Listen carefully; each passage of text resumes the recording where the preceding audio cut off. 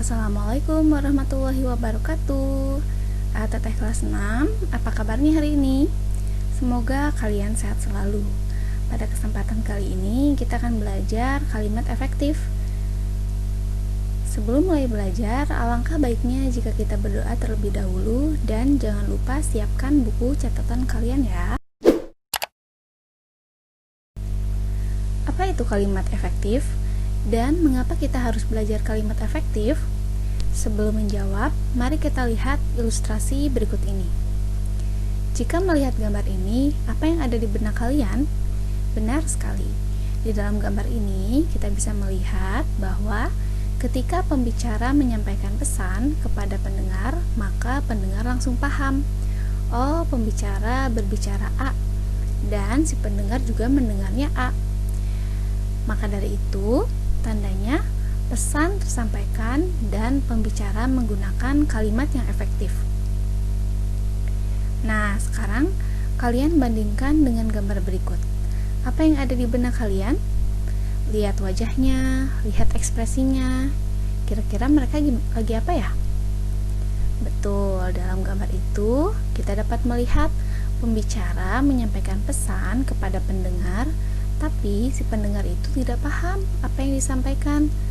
Itu tandanya pesan tidak tersampaikan dan pembicara tidak menggunakan kalimat efektif, sehingga komunikasinya tidak efektif.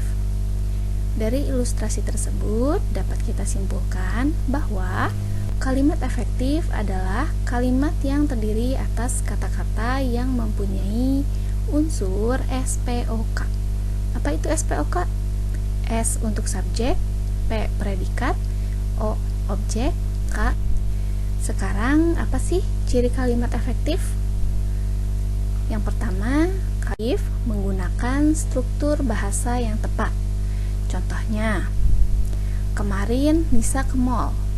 Apakah kalimat ini terlihat seperti kalimat efektif? Bukan ya, kalimat ini tidak efektif karena tidak memiliki unsur penting SPOK. Minimalnya ada subjek dan predikat. Jadi, kalimat yang efektif adalah kemarin Nisa pergi ke mall. Gitu. Selanjutnya, hemat. Artinya menggunakan kata sesuai kebutuhan. Contohnya, rapat itu dihadiri oleh beberapa dari banyak anggota saja. Kalimat ini tidak efektif karena menggunakan kata bermakna jamak secara berulang oleh beberapa dari banyak anggota. Terlihat tidak hemat ya kalimat ini. Nah, kalimat efektifnya yang benar adalah rapat itu dihadiri oleh beberapa anggota. Selanjutnya yang ketiga, logis. Artinya masuk akal. Contohnya, kepada ibu kepala sekolah, waktu dan tempat kami persilahkan. Nah, pada kalimat tersebut, apakah ibu kepala sekolah yang dipersilahkan atau waktu dan tempat yang dipersilahkan? Dari kalimat ini bisa kita lihat bahwa tidak masuk akal. Jadi, kalimat yang efektif yang tepat adalah kepada ibu kepala sekolah kami persilahkan.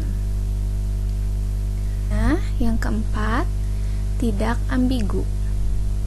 Apa arti ambigu? Artinya tidak membingungkan. Contohnya, motor Pak Nana yang sudah tua itu harus segera diperbaiki. Dari kalimat tersebut, yang tua motornya atau Pak Nananya? Terlihat ambigu kan? Maka dari itu, kalimat efektif yang tepat adalah motor tua Pak Nana harus segera diperbaiki. Selanjutnya, harus sesuai ejaan yang berlaku. Contohnya, siswa-siswi mensapu lantai kelas agar terhindar dari kuman dan penyakit. Kata mensapu, kalau kita perhatikan, sapu itu adalah sebuah kata benda. Ketika diberi imbuhan, maka yang betul adalah menyapu. Menyapu ya, bukan mensapu. Sehingga kalimat efektif yang tepat adalah siswa-siswi menyapu lantai kelas agar terhindar dari kuman dan penyakit. Nah, oleh sebab itu, kenapa belajar kalimat efektif? Kenapa coba? Betul, kita harus belajar kalimat efektif agar komunikasi berlangsung efektif. Kemudian agar tidak multitafsir dan tidak terjadi konflik. Kok bisa terjadi konflik? Iya, bisa saja terjadi kesalahpahaman dalam berkomunikasi sehingga menimbulkan konflik. Jadi, sehari-hari kita harus berusaha menggunakan kalimat yang efektif. Di sini Ibu ada soal latihan, ada 5 soal latihan. Kerjakan di buku tugas kalian, ada 5 soal. Ubah kalimat ini, kelima kalimat ini menjadi kalimat yang efektif.